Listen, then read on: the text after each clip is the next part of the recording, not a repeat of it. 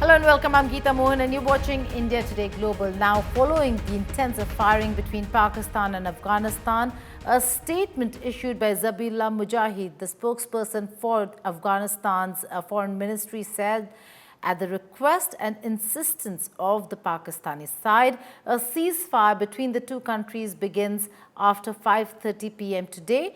The Islamic Emirate also directed all its forces to adhere to the ceasefire, not to violate it unless there is a violation. This time again, it is Pakistan that sought the ceasefire. Earlier, if you remember, it was during Operation Sindoor. Pakistan DGMO had called up his Indian counterpart and sought a ceasefire. Here's a report on what really happened and what's really happening on the ground when it comes to the border between Afghanistan and Pakistan.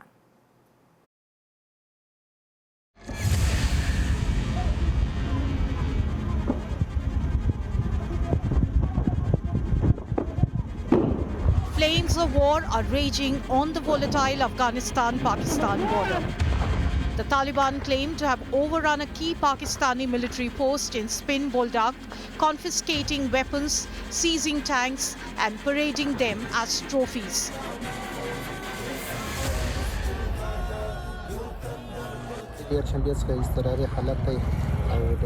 As you know, a state of emergency has been in place since last Sunday. Last night at around 3:30 a.m., Afghan forces launched an attack to take revenge on Pakistan. The Mujahideen are highly motivated and have captured many of their outposts, and their fighting morale is very high. It all began at 4 a.m. Wednesday when Pakistani forces allegedly fired missiles at Afghan posts. Within minutes, the Taliban retaliated.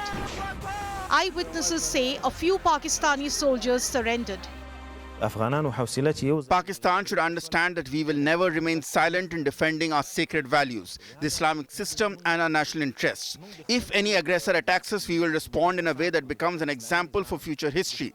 This war is not a difficult struggle for Afghanistan. We have fought much longer distances and larger enemies and have defeated them. This is a relatively easy phase for us. Disturbing visuals from Spin Boldak show bodies scattered across the battlefield. This war isn't new. It's rooted in a 130-year-old dispute over the Durand Line drawn in 1893 by the British. The line split Pashtun tribes across modern-day Pakistan and Afghanistan. Now Kabul wants it undone, reviving calls for a united Pashtunistan. Pakistan has called upon Qatar and Saudi Arabia to mediate with Afghanistan. Pakistan asked Qatar and Saudi Arabia to act as mediators and urged the Afghan side to stop fighting. About an hour after the fighting began, Pakistani officials contacted Qatar and Saudi and requested mediation. For God's sake, to stop Afghans from fighting. This information from reliable sources and accepts full responsibility for this statement.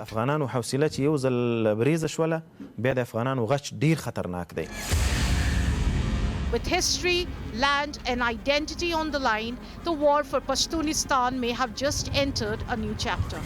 Bureau Report, India Today. United States of America and China began charging additional report fees on ocean shipping firms that move everything from holiday toys to crude oil, making the high seas a key front in the trade war between the world's two largest economies. China and the US returned to an all-out trade war after China announced a major expansion of its rare earths export controls, and President Donald Trump threatened to raise tariffs on Chinese goods to triple digits. Though both sides sought to reassure traders and investors, highlighting cooperation between their negotiating teams and the possibility they could find a way forward, China had started to collect the special charges on US-owned and operated or built or flagged vessels, but clarified that Chinese-built ships would be exempted from the levies. China, however, said there were specific provisions on exemptions, which also include empty ships entering Chinese shipyards for repair. Similar to the US plan, the new China-imposed fees would be collected at the first port of entry on a single voyage or for the first 5 voyages within a year.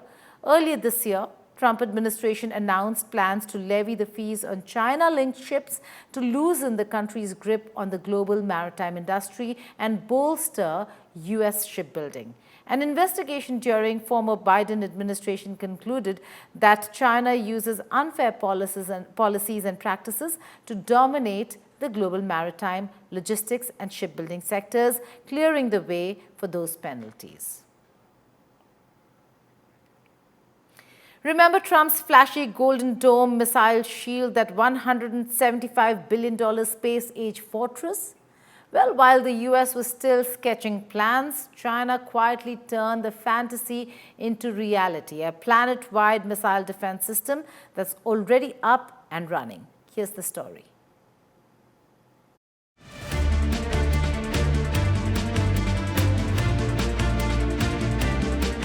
Remember when President Trump unveiled his grand plan, the Golden Dome missile shield, a $175 billion multi-layered space and land fortress that was supposed to protect America from missile attacks with flashy tech and unbeatable AI.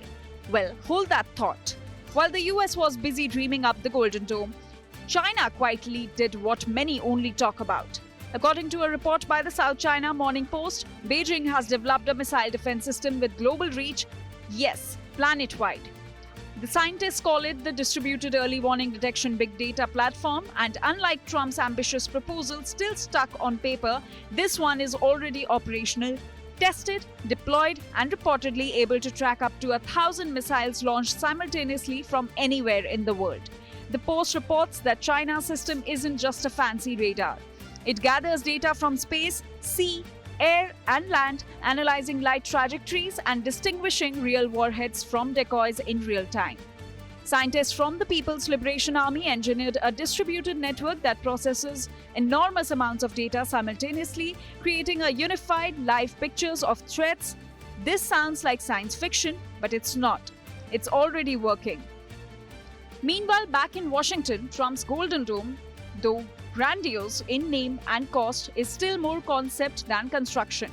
As reported by Reuters, the US plan envisions satellites and 11 short-range missile batteries across America, Alaska and Hawaii. But so far, no working prototype, no operational readiness and no golden shield to show off just yet. So here's the reality check. While President Trump dreamed of a golden dome in the sky to shield America, China quietly built a defense system that can watch the entire planet in real time. The People's Liberation Army now controls what may be the world's first truly global missile detection platform, as described by the South China Morning Post. In the high-stakes race for missile defense dominance, China's reality seems to have already launched, while America's golden dream is still waiting for ignition. With Jyoti Shukla, Bureau Report, India Today Global. On Statecraft today, the skies are no longer just a battlefield for powerful jets. Today, the landscape has changed and drones are shaping modern air warfare. The question is, who controls this new ecosystem and how is India navigating through this new drone revolution? Here's a chunk from our episode on Statecraft. This would be available on India Today Global's YouTube channel. Do watch the entire show. It's an interesting one.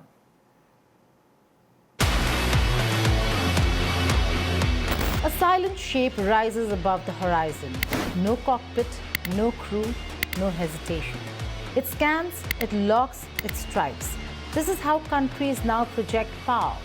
Not with boots on the ground, but with machines in the sky. Because drones aren't just gadgets, they're doctrine. From Nagorno-Karabakh to Ukraine, from the Red Sea to the line of control. Unmanned aerial vehicles, UAVs, have redrawn the map of modern combat. They find targets, they jam communications, they strike without risking a pilot's life. And they are multiplying fast. Nations aren't merely buying drones, they're building ecosystems, sensors, satellites, AI targeting, counter-drone jammers and swarms. The new air power is not about the biggest plane, it's about the smartest network. But as the silent revolution unfolds, questions loom. Who will truly command the skies of tomorrow, and will the next war even need soldiers? Hello and welcome.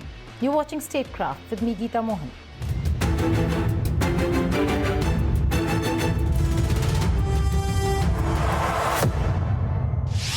Let's start with the numbers, because behind the strategy is scale.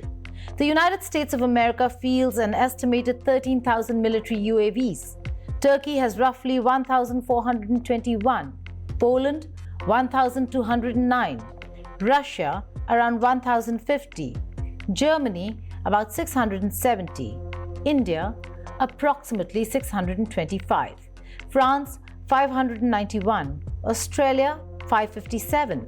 South Korea, 518. Finland, 412.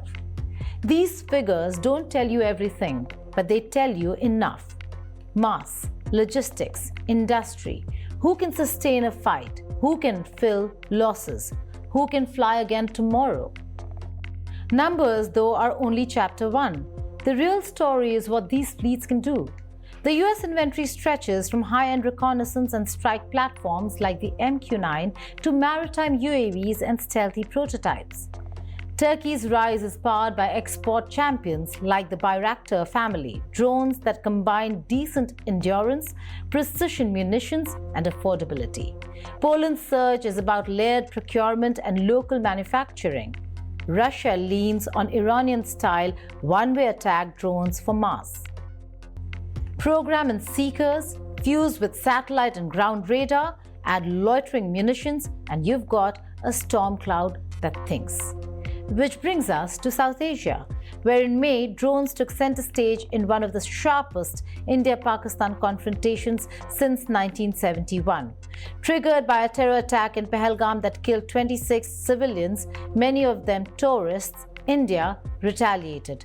What followed between May 7th and May 10th was something both new and inevitable. A duel not just of artillery or aircraft, but of unmanned systems. A first for two nuclear-armed rivals with the world watching. If you can't see, sort and SWAT in seconds, you're behind. Yet, the drone race isn't only about India and Pakistan. It's a global sprint. France is building naval rotorcraft drones. Australia fields Tritons for maritime watch and Reapers for persistence. South Korea fuses domestic manufacturing with high-altitude reconnaissance. Finland embeds Israeli-designed light UAVs down to brigades. Everywhere, the trend is the same. More eyes, more endurance, more autonomy, and more resilience when GPS or comms go dark. So where does India stand? In the middle of a transition. The country's drone tally, mid-pack by global totals, conceals a far more important shift from import reliance to indigenous production and rapid field experimentation. Sky Striker-type loitering munitions and Nagastra-class systems point to scale at the tactical edge. Tapas and Archer-NG aim at persistence and depth. Civilian to military, dual-use startups and counter-drone firms are proliferating. In the end, drones aren't a strategy, they're an instrument. They can reveal, deter, punish, and protect. They can also misread, misfire, and mislead if the human calculus goes missing. The future will belong to those who pair machines with judgment, mass with restraint, and speed with scrutiny. Because the promise of drones is not that they make war easier, but that they might make the right wars harder to start and the wrong wars shorter to end. Thank you for watching Statecraft. Now, this is a big story unfolding in Washington, D.C. Renowned Indian origin foreign policy scholar and defense strategist Ashley Tellis has been arrested and charged with unlawfully retaining classified national defense information. Tellis was arrested following a federal investigation into his handling of restricted government material. Probe is also being done into the allegations of Tellis removing classified documents and meeting with Chinese officials. He was on video surveillance, and that surveillance clearly shows him meeting with Chinese officials and taking documents out of the Department of Defense and State Department. If convicted, Tellis could face up to 10 years in prison, a fine of $250,000, and forfeiture of the materials involved. Tellis has served as senior advisor to the Undersecretary of State for Political Affairs, where he played a key role in negotiating the US-India Civil Nuclear Agreement.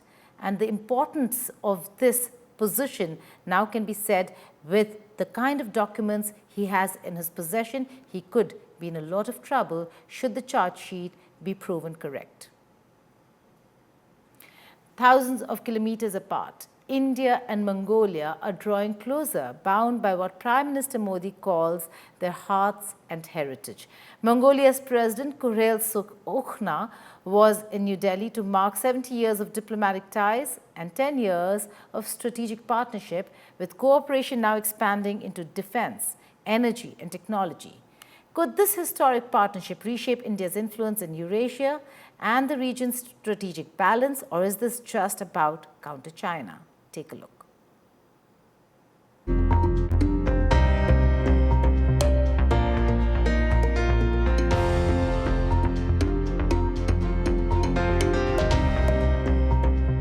India and Mongolia might be separated by thousands of kilometers, but as Prime Minister Narendra Modi said this week, our borders may not touch, but our hearts and heritage do. Mongolia के राष्ट्रपति का भारत आना अपने आप में एक बहुत विशेष अवसर है और ये यात्रा तब हो रही है जब भारत और मंगोलिया अपने राजनयिक संबंधों के 70 वर्ष और स्ट्रेटेजिक पार्टनरशिप के 10 वर्ष मना रहा है। इस अवसर पर आज हमने एक ज्वाइंट पोस्टल स्टैंप जारी किया है जो हमारी साझा विरासत, विविधता और गहरे सभ्यतागत संबंधों का प्रतीक है। Mongolian President Kurel Sukhna's visit to New Delhi marks 70 years of diplomatic relations and 10 years of strategic partnership between the two nations. And it's clear that both sides are using the moment to redefine their relationship for a changing world. India and Mongolia share deep civilizational ties through Buddhism, a spiritual bridge that has evolved into a modern diplomatic one. But this visit wasn't just about symbolism.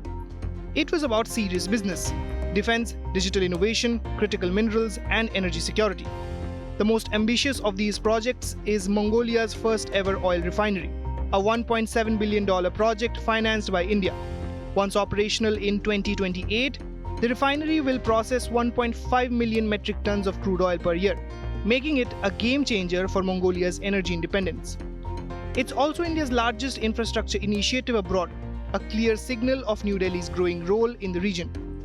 Mongolian officials have even invited Indian firms to explore oil and gas in the country, showing how economic cooperation is deepening. The construction of the oil refinery, a flagship symbol of Mongolia-India cooperation, is of strategic importance for ensuring Mongolia's economic security and the further prosperity of our country. I want to express my deep gratitude to the government and companies of India, as well as to you, the Honorable Prime Minister, for your all-round support and collaboration for the successful implementation of this project. For India, Mongolia's importance extends far beyond trade. The landlocked nation is strategically wedged between Russia and China, making it a crucial partner in New Delhi's efforts to expand its influence in the broader Eurasian region. Mongolia's vast reserves of critical minerals and rare earths are vital for India's clean energy and tech ambitions, particularly as global competition over these resources heats up. The two leaders also pushed for closer defense cooperation, from border security training to new capacity building programs, and even future collaboration on drones and emerging technologies. This defense synergy complements their shared vision of a free, open, and rules-based Indo-Pacific. Modi announced free e-visas for Mongolian citizens, new youth cultural ambassador programs, and partnerships between Nalanda University and Mongolia's Gandan Monastery, a nod to their shared Buddhist heritage. For Mongolia, India offers a democratic partner that provides alternatives to its two giant neighbors. For India, Mongolia is a strategic friend in the heart of Asia, a nation that shares its values and vision for the global south. As both leaders celebrated the milestone with commemorative stamps and renewed pledges, the message was clear. This partnership is about the future, a future where Buddhist bonds meet strategic interests and where India and Mongolia rise together as voices of the global south. With Farhan Khan, Bureau Report, India Today Global.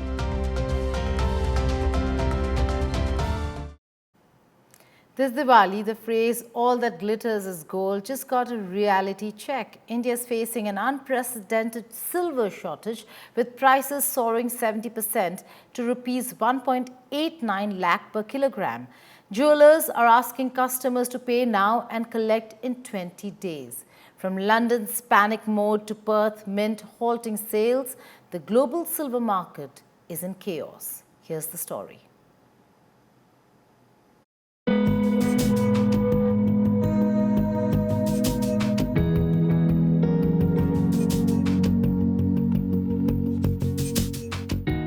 This Diwali, the phrase "all that glitters is gold" just got a reality check. Because right now, all that glitters is, well, nowhere to be found. India is facing an unprecedented silver shortage that's turning the festive season into a scramble for the white metal. Picture this. You walk into a jewelry store looking for that perfect silver coin or utensil for Diwali gifts.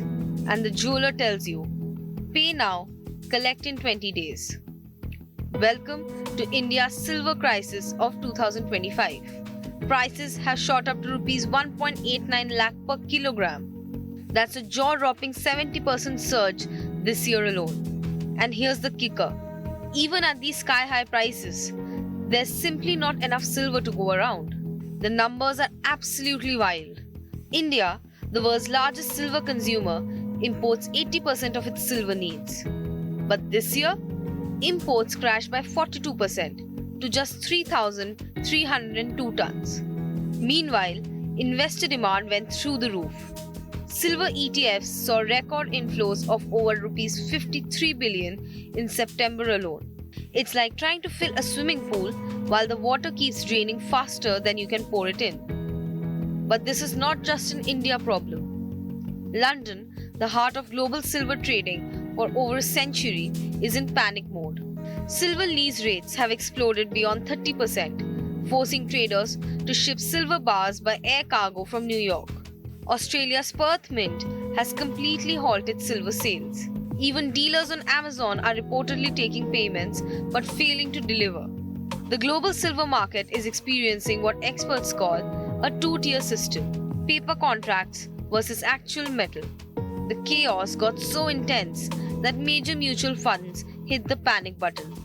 Kotak, SBI, Tata, and ICICI Prudential all slammed the brakes on fresh silver ETF investments. Why? Because silver ETFs are trading at a shocking 10 to 15% premium over spot prices, meaning investors could face immediate losses once this madness normalizes. So what does this mean for your Diwali shopping? Jewelers are now asking customers to pay today's price for delivery in 2 weeks, hoping that prices don't shoot up further. Silver utensils, coins and bars, traditional Diwali favorites, are now luxury items. Some are even calling it not even a sliver of silver available. This Diwali, it seems, the real festival of lights might just be the glow of silver prices hitting the moon. Happy hunting, India! With Debangna Datta, Bureau Report, India Today Global.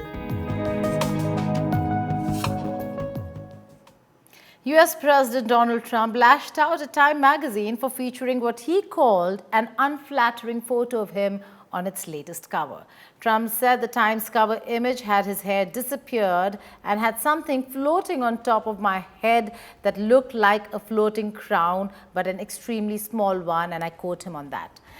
Taking to Truth Social, Trump said that while the accompanying story was relatively good, he said the Time had done him a disservice with its cover image, calling it a super bad picture and worst photo of all time.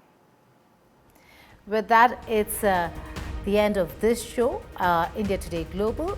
But keep watching India Today for all the latest news and updates. With that, goodbye and take care.